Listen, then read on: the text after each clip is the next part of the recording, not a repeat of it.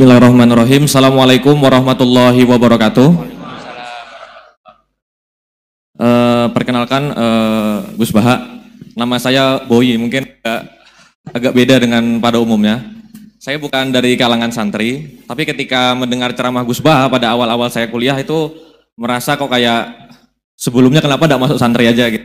Karena ternyata toh yang diajarkan juga banyak dasar-dasarnya atau prinsip-prinsipnya yang sama dari jalur berpikir dan lain sebagainya.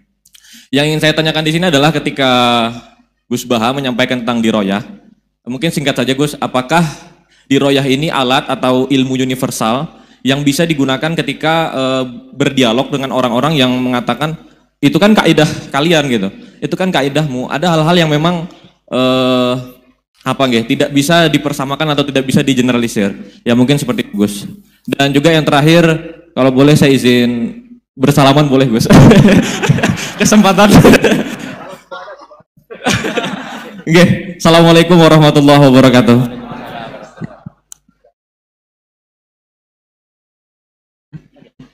Baik, kita kumpulkan dulu satu lagi, ya.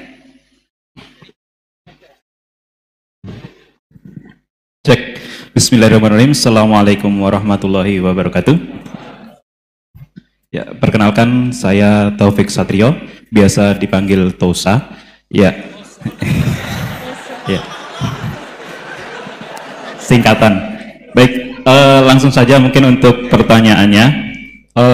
Di Yaumil Akhir nanti kan ada yang namanya Yaumil Mizan. Itu pertimbangan gitu kan. Nah, itu bagaimana kalau timbangannya itu sama, artinya seimbang. Apakah itu nanti akan berada di tengah-tengah antara surga dan neraka atau seperti apa? Kemudian yang kedua itu terkait dengan perbuatan buruk ke orang lain. Ketika kita berbuat buruk ke orang lain itu kan kita istilahnya zalim kepada orang lain. Tapi di lain sisi itu secara zahir kan seperti itu. Tapi di lain sisi di akhirat itu kan kalau secara pahala kita itu membantu orang lain mendapatkan pahala.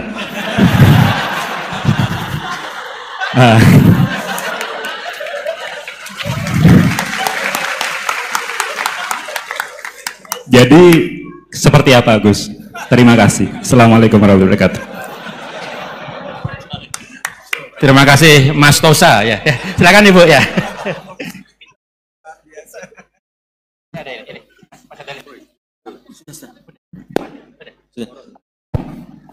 Assalamualaikum warahmatullahi wabarakatuh. Perkenalkan saya Nazrullah Hasanah. Mau bertanya, apakah perbedaan NU sama Muhammadiyah?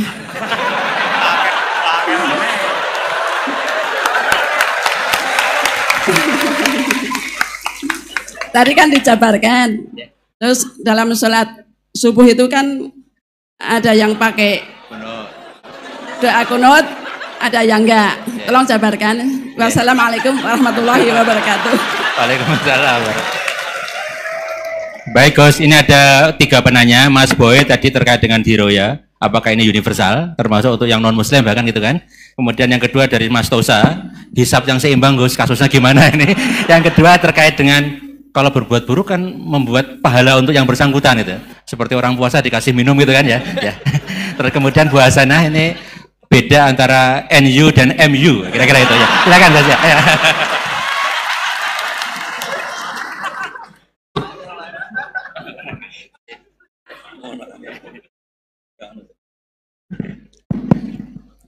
Bismillahirrahmanirrahim. Sebelum saya jawab, saya senang kalian semua senang dengan sesuatu yang taat itu.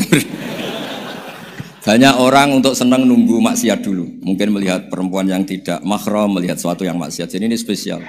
Majelis ilmu tapi apa? Senang. Ini sesuai rencana Tuhan lah. Seorang tuh senang dengan taat, senang dengan ilmu. Ini luar biasa, no? Luar biasa. Tadi pertanyaannya kalau diroya. Jadi Islam itu agama untuk logika objektif. Jadi diroya itu ya global, universal. Misalnya saya beri contoh Tuhan yang satu. Itu dulu, saya ulang lagi dulu itu ada imam namanya Imam Amudi. Itu pengajar matematika Mas Boy, pengajar matematika. Itu kan nggak lazim, tapi kiai kok pengajar apa? Singkat cerita, ini cerita keramat. Kalau kalian nggak paham ya keramat sendiri. Jangan tidak paham menentang. Singkat cerita, di antara keramat beliau itu Allah itu nyuruh para malaikat disuruh ngaji matematika sama dia. Ngaji tauhid, tapi disebut sama Allah ngaji matematika. Ternyata apa? Cara ngajarkan gini. Misalnya ngajarkan di titik angka 2, 3 sampai 1 miliar 1 triliun. Nisbatus naini ila ma la nihayatalah. Itu nisbatul fard asli. Angka itu entah 2, entah 3, entah 1 miliar, semuanya dibanding angka 1 itu namanya cabang. Tetap yang al aslu itu angka 1. Itu otak siapapun itu akan ekor dengan logika tadi. Bukan kita Muslim. Semuanya akan tahu angka berapapun jumlahnya, tetap asal usulnya angka 1. Terus dia gambar apa saja, gambar masjid, apa gambar sapi atau gambar apa saja, dimulai 1 titik. Gambar ruwet maupun gak ruwet tetap saja dimulai 1 titik. Nuktotul wujud. Jika kalau zaman saya ngaji, Pak Rektor ngaji dulu diterangkan semua makna Quran ada di Fatihah, Fatihah ada di Bismillah ya, Bismillah itu ada di titiknya, titiknya bak. Lah kenapa ini hebatnya Quran? Kenapa dimulai dari 1 titik? Untuk maklumatkan semua alam raya ini dimulai dari 1 titik, yaitu wujud Allah. Logika seperti itu kan orang nggak terima gimana? Bu, gambar seruat apapun dimulai dari mana coba? 1 titik. Angka sebesar apapun dimulai angka apa? 1. Jadi diroyah itu ya universal gitu maksudnya. Ya gitu Mas Bay ya. Jadi diroyah itu universal. Ya soal ada yang belum dapat hidayat apa itu nomor 2, tapi logika yang dibangun Islam itu. Terus pertanyaan kedua apa? Draw tadi, Mizan. Kamu ingin draw? Ini kasus ini, nggak pernah ngaji Quran itu. Di antara yang diterangkan Quran detail itu Ashabul A'raf apa? Ashabul A'raf, orang yang baiknya sama buruknya itu imbang. Itu sudah disediakan nanti di surga itu ada pagar. Kamu ingin di situ? Pagar pembatas apa? Pagar pembatas. Di surga enggak, neraka enggak. Jadi kejadian surga dan neraka itu gini, tak terangin ya. Jadi kira-kira gini. Kan hisab itu hanya rubu'un nahar, sekitar 2 jam, 2 jam setengah selesai. Jadi satu dunia ini dihisab Allah, hanya Allah butuh waktu 2,5 jam. Rubu'un nahar. Kenapa gitu Pak Rektor? Karena semuanya datang ini sudah terindikasi dan itu sudah jelas. Misalnya orang yang soleh banget, wajahnya bersinar, bahkan semua tubuhnya bersinar. Yas'anuruhum baina aidihim. Yang pas-pasan, ya sinarnya pas-pasan. Sehingga nanti yang punya sinar cukup di kanan. Yang kelip-kelip agak ini yang rawan kesaruk ini yang gelap gulita langsung di kiri. Nah itu terus faduri babenahum bisuril lahubab. Terus Allah langsung bikin pagar. Nah yang rawan kesaruk pagarnya yang kelip-kelip tadi. Yang temangsang ini. Karena yang jelas hitam di kiri, yang jelas putih kanan. Yang abu-abu ini sama malaikat digaruk saja. Nah terus temangsang di Araf itu. Nah, terus setelah dipagar ini dia punya kegiatan. Kalau melihat neraka bilang Rabbana srif anna adzaba jahannam. Kalau melihat surga ya Allah, ma kuntu asqa khalqik. Saya ini hamba Engkau yang tidak paling sial dan Kau Maha Rahman. Tolong saya jangan dihadapkan ke neraka lagi. Karena itu menyiksa. Wa ahraqaka. Ya ketika melihat neraka itu dia komentar, ya Allah, neraka ini begitu merusak wajah saya. Hawa panasnya itu sudah menghancurkan semua, baunya juga agak enak. Saya minta saya dihadapkan ke surga bersama Allah, tapi kamu tidak minta lagi kan? Tidak, saya hanya minta itu tok. Gitu. Nah ini saya pandu, kalau kamu ngalami tak pandu. Kalau kamu ngalami tak pandu. Sama Allah terus diberi janji supaya tidak minta yang lain. Tidak, saya tidak akan minta lagi. Terus melihat surga. Nah, di surga melihat orang kayak gitu kan, di surga nanti kalian kan hura-hura semua. Wah, istri yang di dunia kurang cantik, rewel, yang di surga itu istrinya cantik semua, nggak rewel semua. Nggak minta belanja, cantiknya nggak usah kesalahan, pokoknya top lah. Terus dia melihat tersiksa, cara Jawa ngiler. Wih, masa ngelihat tok? Akhirnya ya lama-lama berani ngajukan, ya Allah masa ngelihat tok? Gitu. Dikasih masuk gitu. Ya terus, tapi kamu kan janji tidak minta lagi. Ya terus ngerayu-ngerayu Tuhan lagi. Akhirnya walhasil nanti kalau betul-betul A'raf itu nasibnya akhirnya masuk surga. Tapi tadi digarap dulu lah, dikerjain dulu.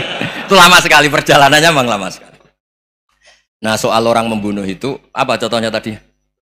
Berbuat buruk sama orang lain, ya apapun lah. Berbuat buruk sama orang lain itu, kalau faktanya nanti tobat, Allah yang bisa ngelola itu. Makanya Nabi pernah senyum-senyum, pernah tertawa-tawa. Sungguh ketika Allah menghendaki rahmatnya itu semuanya indah. Yaqtulul qatil fayatubu hadza. Jadi ada orang yang saya membunuh, terus dia tobat serius. Kemudian al-maktul yang dibunuh ini masuk surga karena madlum. Qatilnya karena tobat serius juga masuk surga. Ya begitu juga di kedoliman-kedoliman yang lain. Jadi ya makanya tobat itu penting sekali. Ya taruh saja begini yang terkenal ya, contoh Wahsy itu jelas di surga karena syahid dibunuh Wahsy. Apa Hamzah? Hamzah ini jelas di surga karena matul syahidan, dibunuh secara syahid oleh Wahsy. Tapi karena Wahsy tobatnya serius, nanti juga di surga. Begitu juga keburukan-keburukan yang lain. Jadi tobat ini misalnya ada orang hartanya dicuri. Tentu yang dicuri ini kalau dia orang baik, ya mungkin secara formal lapor polisi. Tapi kalau dia orang baik mungkin ridho lah, sudah itu sudah ridho kan. Berkahnya ridho, dia menjadi orang baik karena ridho diuji Allah, hartanya apa? Dicuri. Kemudian yang mencuri tobat. Entah harta itu dikembalikan, entah dikasihkan masjid sebagai amalnya yang dicuri, entah apa-apa. Allah ngasih tobat orang ini. Kemudian sama-sama jadi orang baik, kemudian sama-sama di surga. Makanya itu Nabi sampai senyum-senyum, betapa rahmatnya Allah tidak terbatas. Sama lagi, betapa rahmatnya Allah tidak terbatas. Bahkan Qatil sama Maktul bisa ngopi di surga bareng tadi itu. Karena ya tadi, masyhur itu. Yang paling legenda dalam sejarah Islam kan, saya pernah membunuh orang yang sangat dicintai Rasulullah. Sebagai tobat saya akan membunuh orang yang paling dibenci Rasulullah. Singkat cerita, Wahsy ini menangi bunuh Musailamah al-Kadzdzab, orang yang ngaku-ngaku Nabi yang merusak tatanan apa? Islam. Apapun itulah, cerita-cerita apapun itu. Makanya saya sering cerita, kalau preman pasar itu tobat, jangan nyapu masjid. Tobatnya tetap di pasar, yang dulu pasar gak aman karena dia, sekarang aman karena dia. Jangan tobat terus nyapu di pasar, pasar diganti suksesennya, pengganti. Itu nggak fair apa? Jadi kalau tobat itu harus seimbang dengan zaman salahnya. Zaman apa? Kayak Umar. Ketika dia kafir itu orang Islam dibikin takut. Terus ketika dia Islam, gantian orang kafir dibikin takut. Pertama dia Islam langsung marahnya Abu Jahal, awas kalau ganggu Rasulullah, ngadepin saya. Itu fair. Kenapa? Fair. Jangan tobatnya bikin orang takut, lah tobat ke masjid nyapu, yang di pasar diganti penggantinya tetap gaduh. Gak boleh, harusnya kalau lama bikin pasar takut, ya sekarang lama bikin pasar apa? Aman. Itu tobat yang apa? Seimbang. Ya kira-kira gitu ya. Nanti tak pandu kalau sudah diarah.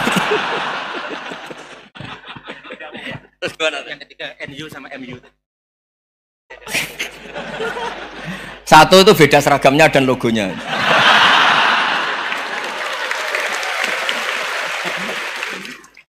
Kedua, nama ketua umumnya.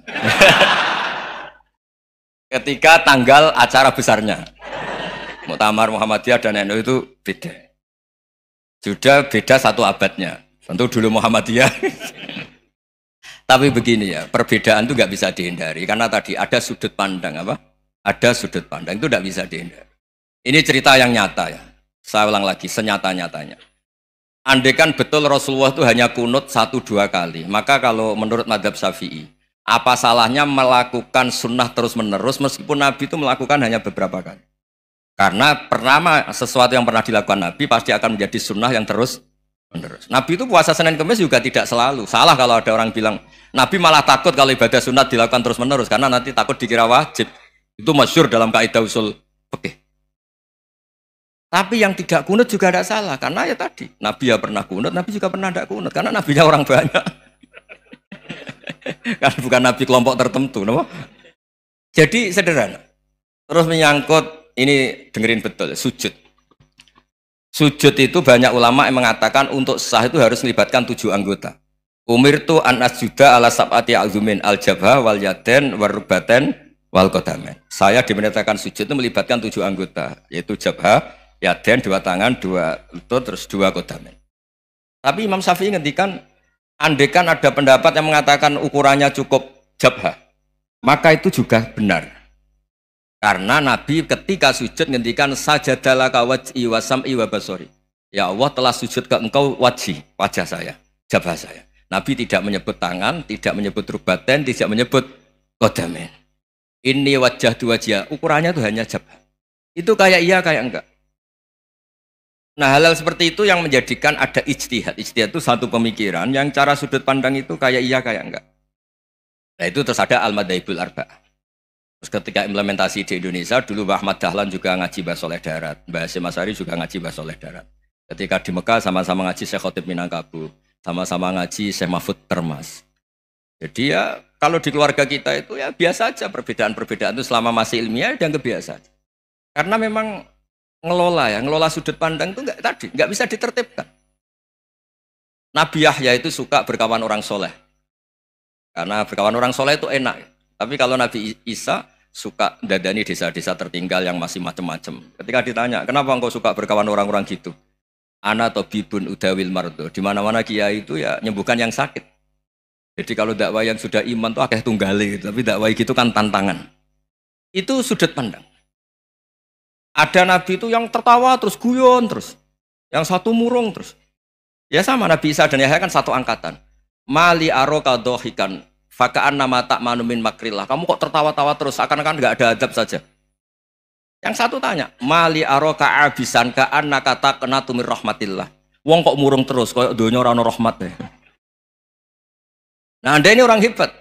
Guyu banter ya iso, nangis banter ya iso. Nah itu sudah orang kombinasi itu. Isa ya mau, ya mau, Muhammadiyah ya gelem, Endo ya gelem. Ya maksudnya sudah biasa aja. Karena tadi konstitusi NU yang mengatakan ibadah harus ikhlas karena Allah, Muhammadiyah juga sama harus ikhlas karena ya sudah, kalau karena Allah sudah selesai kan. Yang menjadi masalah itu kan identitas untuk hadun nafsi, untuk diri sendiri. Kalau kita ikhlas masalahnya apa? Coba masalahnya apa coba? Imam Syafi'i pernah di Masjid Abu Hanifah yang tidak kunut, beliau enggak kunut. Ketika tanya lima ada tarokal kunut, ikroman di hadal madhab, saya menghormati madhab ini. Jadi ya biasa. Sebaliknya juga sama, orang-orang Hanafi kalau Imam Syafi'i kunut ya ikut kunut. Karena kalaupun Anda yakin itu tidak disyariatkan, kamu juga yakin itu tidak membatalkan apa? Sholat. Itu yang perlu dicatat. Kalau Anda tidak yakin sunat, kan tidak yakin kalau itu membatalkan sholat. Jadi sebetulnya kalau dianalisis secara keilmuan itu ya semuanya normal. Karena tadi, Rasulullah itu al-bahrul muhit, Nabi itu lautan yang luas sekali. Orang akan mengambil air sesuai kapasitas masing-masing. Dan akan merasakan kualitas air juga sesuai kapasitas masing-masing. Orang yang sangat haus melihat air seteguk ini luar biasa. Tapi yang tidak haus mungkin melihat itu biasa-biasa saja. Jadi makanya saya mohonlah, sudahlah itu biasa saja, apalagi secara sanad ya sama, secara tradisi sama. Ya soal perbedaan harus dengan NU, antara Muhammadiyah juga biasa beda. Mungkin di UI antar rektorat juga beda-beda. Yang satu suka dekat rektor, yang satu suka enggak. Monggo asal itu niatnya ikhlas. Terakhir saya beri cerita, ada sahabat ditanya sifli wajah Rasulillah, coba tolong saya ceritakan wajahnya Nabi kayak apa. Sahabat tuh nangis senangis-nangisnya. Kenapa engkau menangis? Saya itu tidak pernah melihat wajah Rasulullah SAW. Loh kenapa? Engkau kan sahabat, sungkan. Sebagai bentuk penghormatan saya tidak berani melihat wajahnya. Sebagai bentuk penghormatan pada waktu Nabi, saya tidak berani sowan. Nabi di dalam punya keluarga, punya istri, punya cucu. Kalau saya sowan tuh ganggu. Ya masuk akal. Bentuk hormat itu tidak ganggu kan. Tapi ada orang-orang yang bentuk hormat, bentuk sayang itu sering datang ke majelis Nabi. Sama-sama masuk akal. Bisa didebat gimana? Sama-sama masuk akal. Ya sudah, itu ijtihad. Maksudnya itu ijtihad. Itu sudah sama-sama masuk akal. Abul Hasan Asyadili itu kalau kemana-mana pakai mobil mewah, pakai baju mewah. Ketika ditanya, Anda ini ulama kok pakaiannya mewah, mobilnya mewah. Dan uang ra kepikiran nyangoni ya. Tapi nak kowe tawaduk melas. Terus dibalik numbalmu sakit. Ngono ra iso mulai kayak ini. Ya tapi misalnya semua gitu mesti ada yang salah paham, itu keangkuhan. Tapi kalau semuanya kelihatan gembel, nanti orang trauma jadi kiai. Takut kayak itu. Ya sudah, itu wilayah ijtihad, sudah tidak usah semuanya sudah, yang penting ikhlas. Anda berani tanggung jawab nanti ketika ketemu Allah Subhanahu wa taala. Nggih, ngoten. Assalamualaikum warahmatullahi wabarakatuh.